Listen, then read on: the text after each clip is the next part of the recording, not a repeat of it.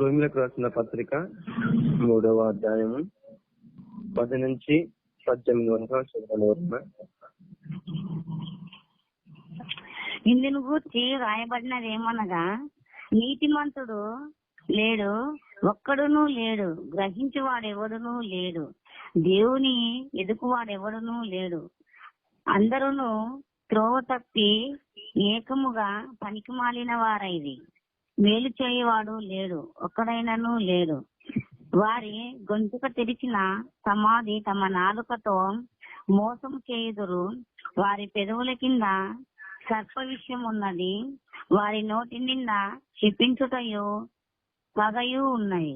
రక్తం చిందించుటకు వారి పాపములు పరిగెత్తుచున్నవి, నాశనమును కష్టమును వారి మార్గములలో ఉన్నవి, శాంతి మార్గము వారెరుగరు, వారి కన్నుల ఎదుట దేవుని భయము లేదు.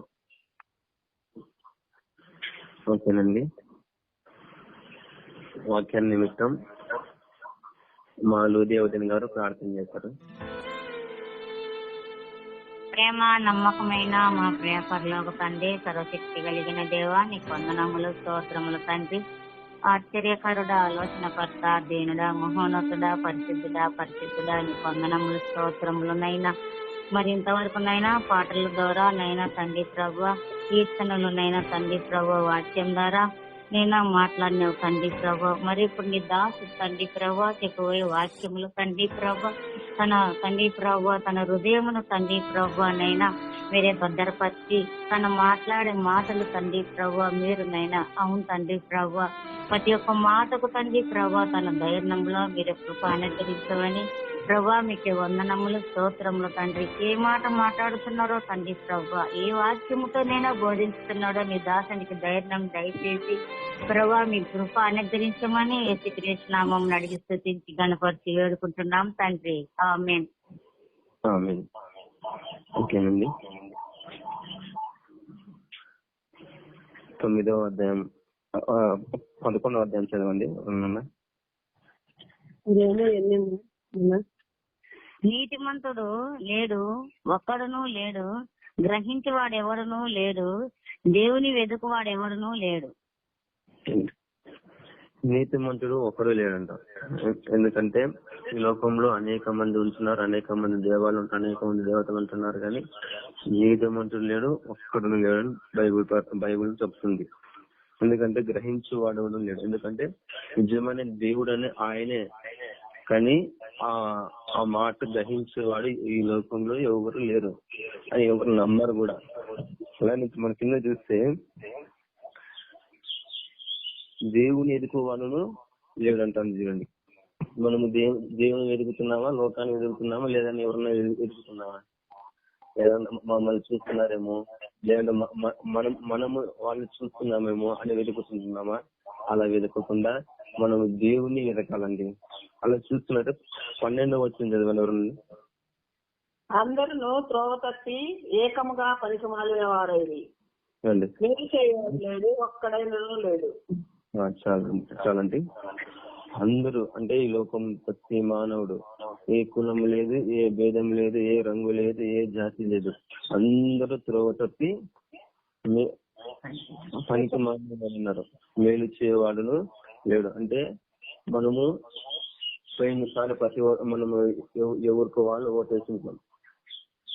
ఇప్పుడు ఓటేసి వాళ్ళు మనకు మంచి చేస్తారనో, లేదంటే మనము వేరే పేద వాళ్ళకి మంచి చేస్తున్నాము అని కాకుండా అందరూ త్రోవ తప్పి మేలు చేయవాడు ఒక్కడు లేడు అంటున్నాడు బైబిల్ పట్ల.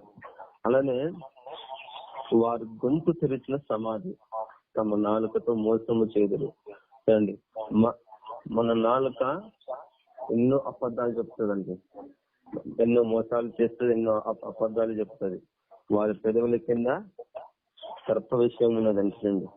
అలానే వారి నోటి నిండా శపించుటయు పగయు ఉన్నది. మన నోటి నిండా ఏముందండి? మనం ఎవరన్నా గొడవ పడినాం అనుకో, గొడవ పడితే ఇంకా మన నోట్లో ఇంకా మంచి మాటలు కావు, ఏదైనా ఇంకా మొత్తం అంతా గలీజు మాటలే వస్తుంటున్నాయి. అలానే శాంతి 16 వచ్చింది చదవండి. నాశనమును కష్టమును వారి మార్గములలో ఉన్నవి, శాంతి మార్గము వారు ఎరుగరు, వారి కన్నుల ఎదుట దేవుని భయం లేదు. చాలంటే నాశనమును కష్టమును వారి మార్గములో ఉన్నాయంటే మనము మన చేతిలోనే ఉంది.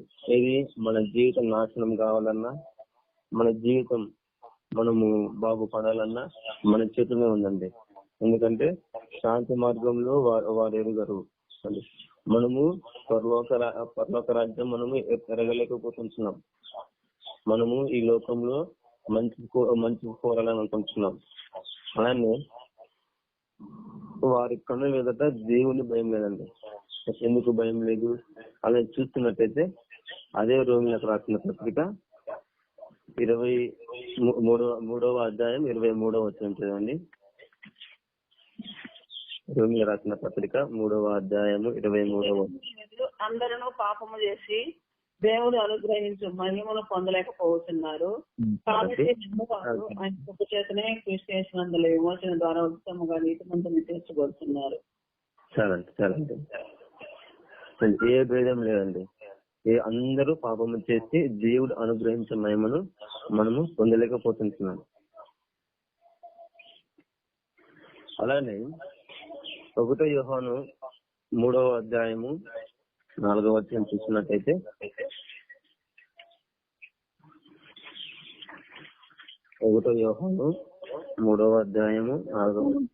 పాపము చేయు ప్రతివాడును ఆజ్ఞను అతిక్రమించును, ఆజ్ఞాతిక్రమమే పాపము. చాలండి. అంటే దేవునికి ఎదురు తిరుగుతూ ఆయన ఆజ్ఞను అతిక్రమించే ప్రతి మనిషి పాపి అని దేవుడు ఇక్కడ మనకు తెలియజేస్తున్నారండి. అంటే ఈ బైబిల్లో ఎంతమంది పాపం చేసి ఉంటున్నారు? అలానే మనం చూస్తున్నట్టయితే మొట్టమొదటిగా ఆదికాండము 3వ అధ్యాయము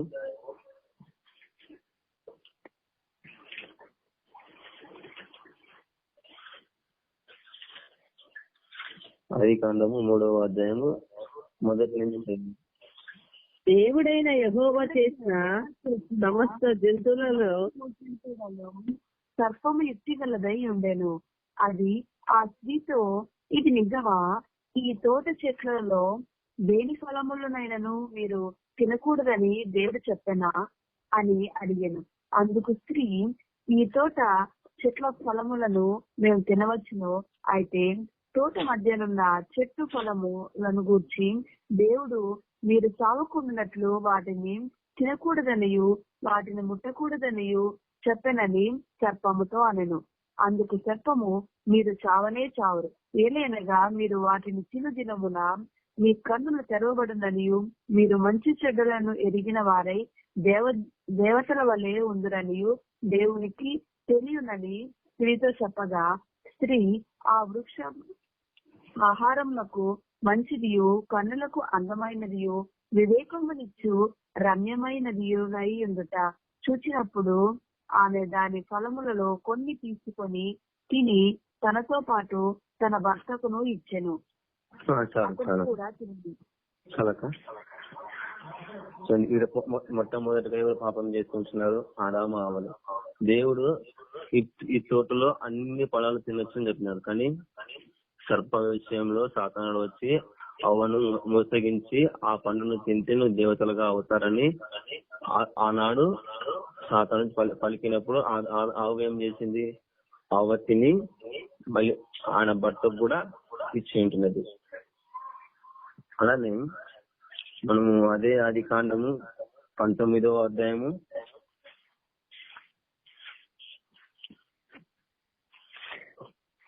23వ వచనం చదవండి.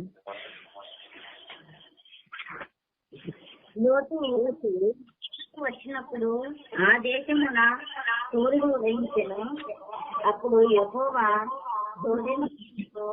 సోదెమ మీదను గోమెర మీదను యెహోవా యుద్ధం నుండి గంధకమును అగ్నిని ఆకాశం నుండి కురిపించి ఆ పట్టణములను ఆ మైదానం అంతటిని ఆ పట్టణంలో నివసించిన వారందరినీ నేల వెనుకలను నాశనం చేసెను. అయితే లోతు భార్య అతని వెనుక నుండి తిరిగి చూసి ఉప్పు స్తంభమాయను. అలానే 15 వచ్చింది కదండి, 10, 19, 18 మీరు చెరువులు దూరం పెట్టుకోండి. పవిత్ర పీటర్ మీరు చెరువులు దూరంగా పెట్టుకోండి. సౌండ్ వస్తుంది, ఇద్దరిది మాట డబుల్ వస్తుంది. దూరంగా ఉండండి పెట్టే మీరు. ఓకేనా? ఓకే ఓకే ఓకే బాబా. అదే 19వ అధ్యాయం 17వ వచనం చదవండి. ఎక్కడి నుంచి దూతలు వారిని వెలుపలికి తీసుకొని వచ్చిన తరువాత ఆయన నీ ప్రాణములు దక్కించుకున్నట్లు పారిపోము, నీ వెనుక చూడకుము, ఈ మైదానంలో ఎక్కడనూ నిలువక నీవు నశించిపోకుండా ఆ పర్వతంలోకి పారిపోమని చెప్పగా, లోతు ప్రభువా అలాగ కాదు, ఇదిగో నీ కటాక్షము నీ దాసుని మీద వచ్చినది. ఇక్కడ దేవదూత ఏం చెప్తున్నాడు? లోతు భార్యను నువ్వు వెనక చూడకుండా పారిపోమని చెప్పాడు. అదే మనము 23వ వచనంలో 24వ వచనం చూసినట్లయితే ఆ లోతు భార్య ఏం చేసింది? వెనక చూసింది. వెనక చూసిన వల్ల అది పాపమే కదా. అంటే అక్కడ ఏంది? దేవదూత మాట అతిక్రమించింది అన్నమాట. అంటే దేవుని మాట అతిక్రమించింది. అలానే మనము ఆది కాండము అదే 19వ అధ్యాయం 32వ వచనం చదవండి. మన తండ్రికి ద్రాక్షారసము త్రాగించి అతనితో శయనించి మన తండ్రి వలన సంతానము కలుగజేసుకుందాము రమ్మని చెప్పాను. ఆ రాత్రి వారు తమ తండ్రికి ద్రాక్షారసం త్రాగించిన తర్వాత అతని పెద్ద కుమార్తె లోపలికి వెళ్లి మన తండ్రితో శయనించను. కానీ ఆమె ఎప్పుడు శయనించినో ఎప్పుడు లేచిపోయినో అతనికి తెలియలేదు. మరునాడు అక్క తన చెల్లెల్ని చూసి, నిన్నటి రాత్రి నా తండ్రితో నేను శయనించి తిని, ఈ రాత్రి అతనికి ద్రాక్షరసం త్రాగించిన తర్వాత నీవు లోపలికి వెళ్లి అతనితో శయనించము, అలాగున మన తండ్రి వలన సంతానము కలుగజేసుకుందామని చెప్తున్నాను. చాలండి. ఇక్కడ లోతు వాళ్ళ బిడ్డలు ఏం చేస్తుంటున్నారు? అతనితో మత్తు పానీయ తాపించి తండ్రితో శయనించినారు. ఎందుకు? అక్కడ కరువు వచ్చి, అక్కడ వాళ్ళ దేశం కరువు వచ్చి వాళ్ళు వేరే దేశంలోకి వెళ్ళిపోయి ఉంటున్నారు. అక్కడ పురుషులు అనేవాడు ఎవరు లేరు. ఎందుకు చెప్తున్నానంటే ఈ మాట బైబిల్లో ఉన్న తప్పులన్నీ చెప్తున్నానండి. ఒకనాడు ఏం చేసి ఉంటున్నాను, పని చేయకడ మీ దేవుడు తప్పు చేస్తున్నాడా అని నాకు ఒకరు ప్రశ్నించాను అనమాట. నేనేం చేసినా, నా దేవుడు తప్పు చేయలేదు అని చెప్పించున్నాను. నా దేవుడు తప్పు చేయలే, నా దేవునితో ఉన్న మా లాంటి మనుషులు మాత్రమే తప్పు చేసింటారని ఒక మనిషి చెప్పి ఉంటున్నాను. అందువల్ల ఈ టాపిక్ తీసుకొని ఉంటున్నాను. లోతు బిడ్డలు అతని తండ్రితో క్షయించి వాళ్ళ గర్భము ధరించినారండి. అది తప్పే కదా. ఎందుకంటే కన్న తండ్రితో వాళ్ళు వాళ్ళ పాపము చేస్తున్నారు. అలానే మనము 1 సమూయేలు 4వ అధ్యాయము 10వ వచనం 11వ వచనం చూసినట్టయితే,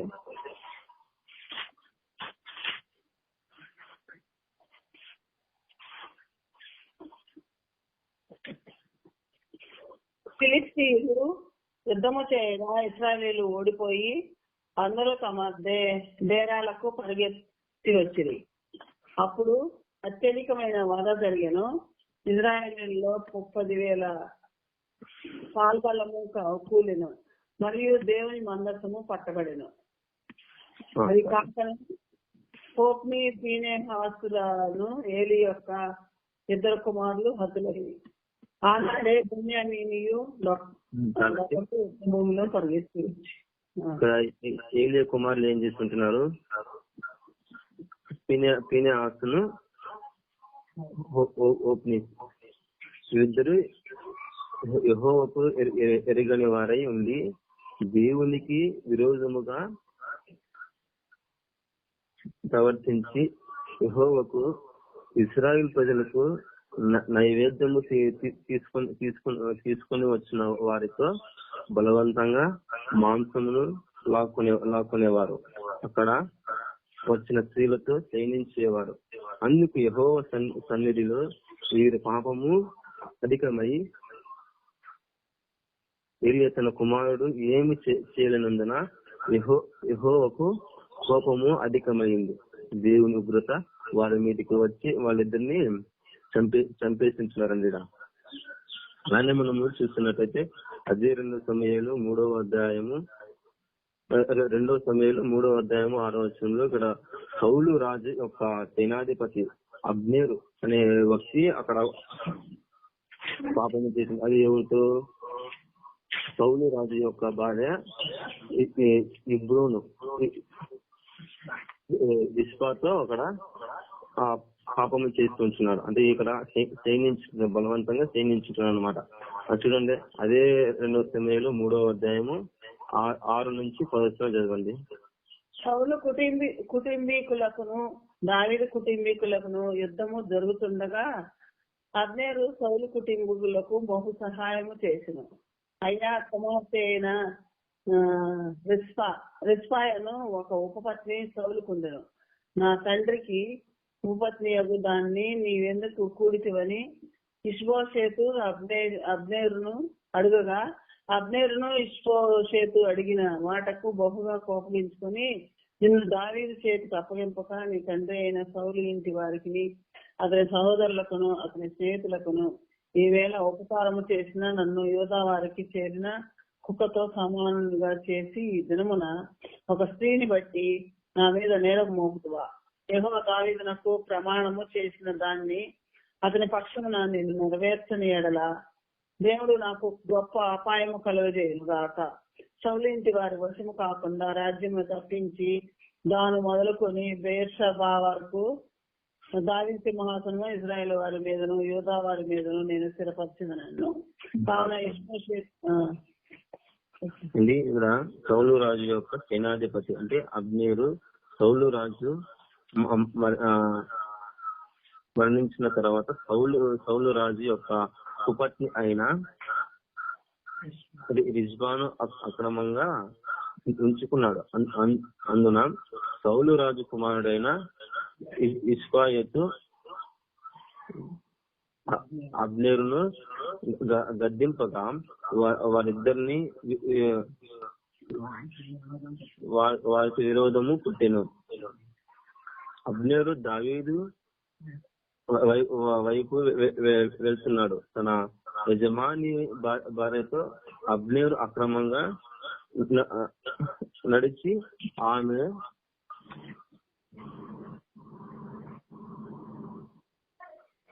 ఈ పాపము ఫలితంగా దావీదు ఉపపత్తి అయిన యోవాబు అతన్ని రహస్యంగా పిలిపించి అతన్ని చంపి ఉంటున్నాడండి.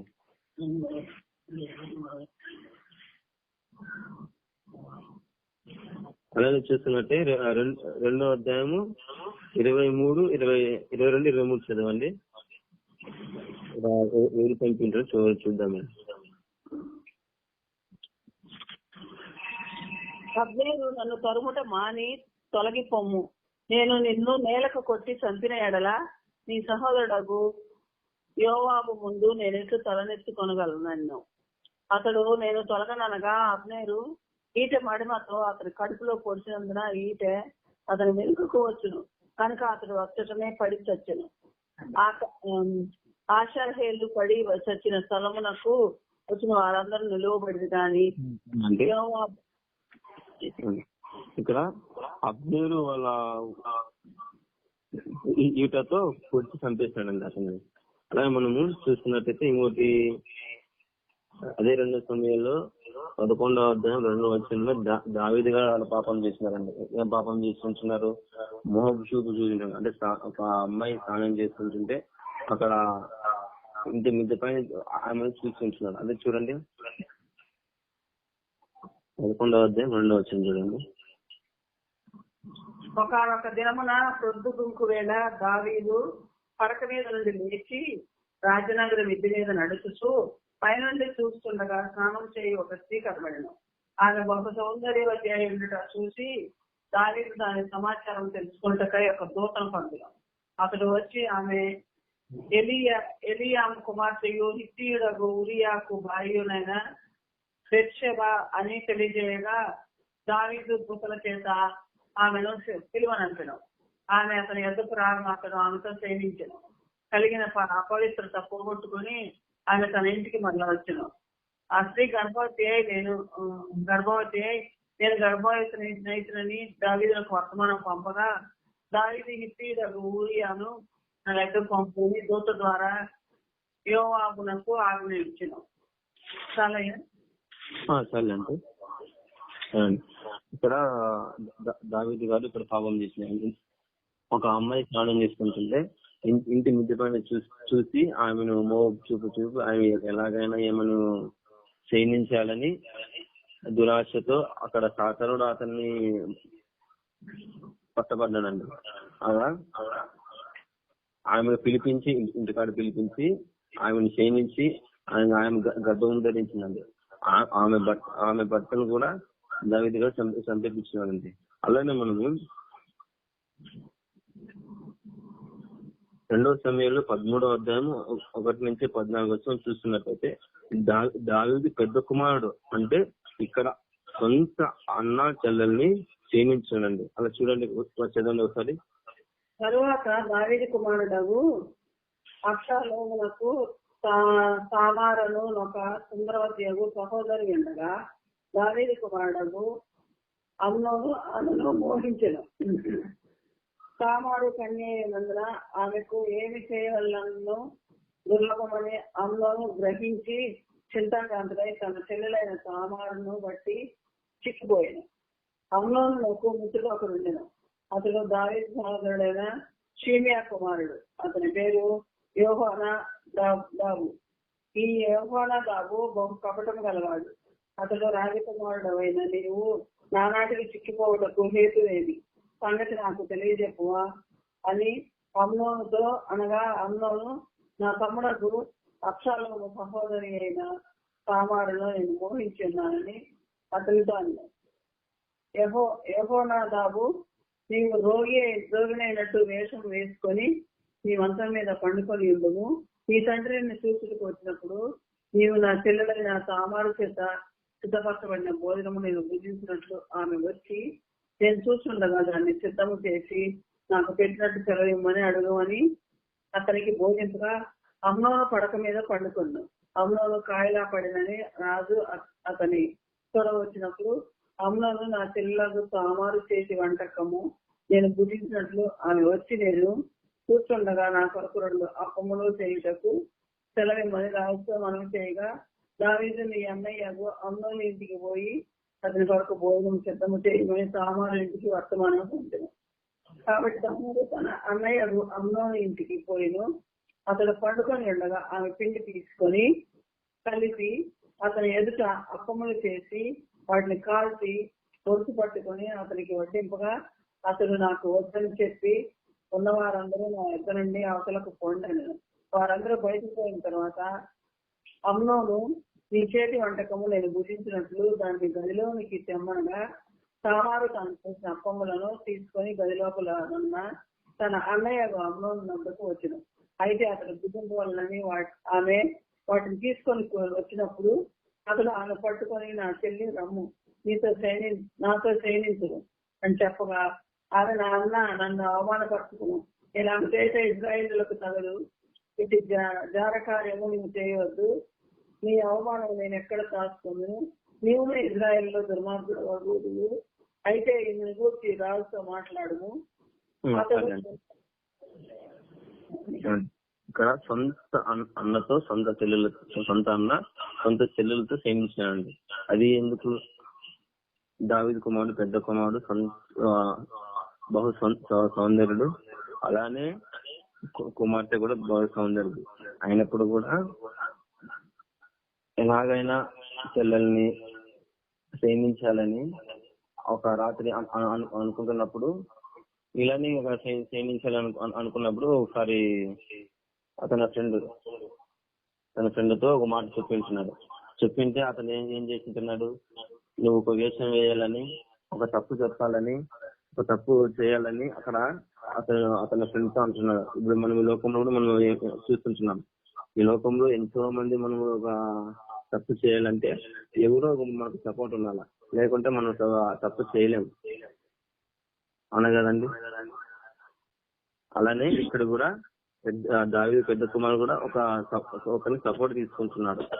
ఒక సపోర్ట్ తీసుకొని సొంత చెల్లెల్ని అతన్ని హతపరచాలని లేకపోతే అతన్ని సైనించాలని అతన్ని అనుకుంటున్నాడు.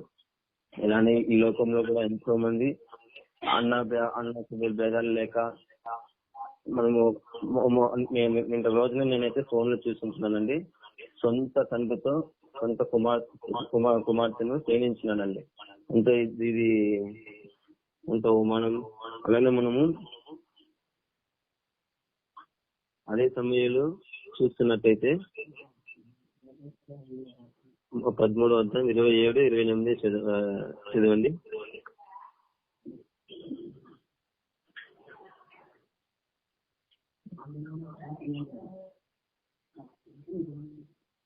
అబ్షాలోను అతని బతిమాలినందున రాజు అమ్నోనును తన కుమారులందరూ అతని యొద్దకు పోవచ్చునని సెలవిచ్చారు. అంతలో అబ్షాలోము తన పని వారిని పిలిచి, అమ్నోను ద్రాక్షారసం వలన సంతోషి అయ్యుండుట మీరు కనిపెట్టి ఉండి అమ్నోనును హతము చేయలేదని నేను మీతో చెప్పినప్పుడు భయపడక అతని చంపుడి. నేను కదా మీకు ఆజ్ఞ ఇచ్చి ఉన్నాను, ధైర్యం తెచ్చుకొని పౌరుషము చూపుడి అని గట్టిగా ఆజ్ఞ ఇచ్చాను. చాలా చదవండి.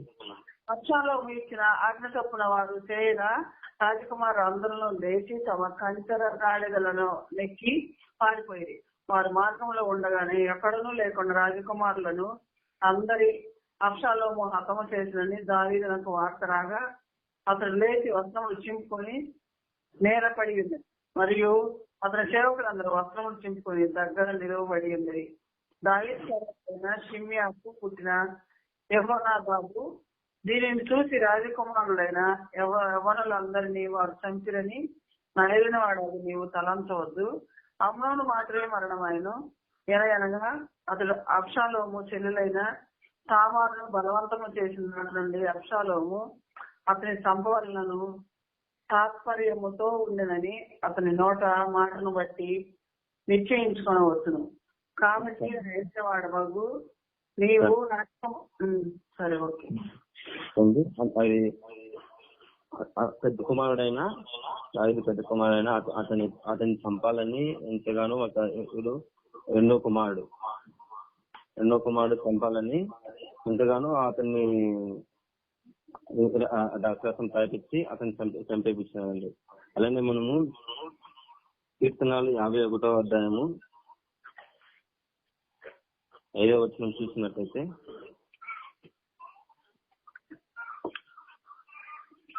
నేను పాపమున పుట్టిన వాడను, పాపములోనే నా తల్లి నన్ను గర్భమును ధరించెను. నీవు అంతరంగంలో సత్యము కోరుచున్నావు, అంతర్యమున నాకు జ్ఞానము తెలియజేయదు.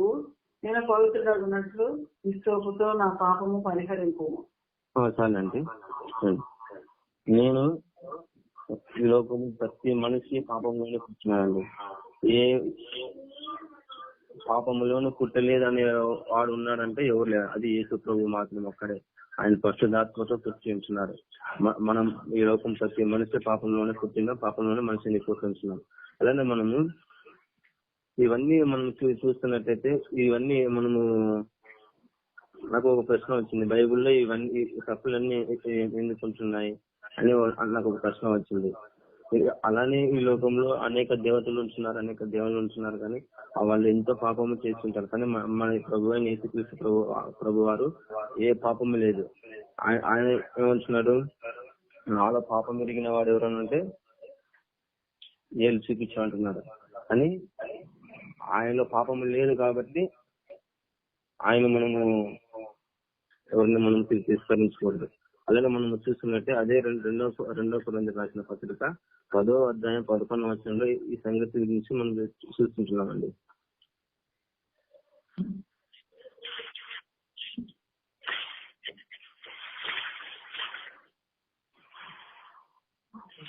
10వ అధ్యాయం 11వ వచనం. అంటే ఈ పాపం గురించి ఎందుకు రాసించున్నామా అని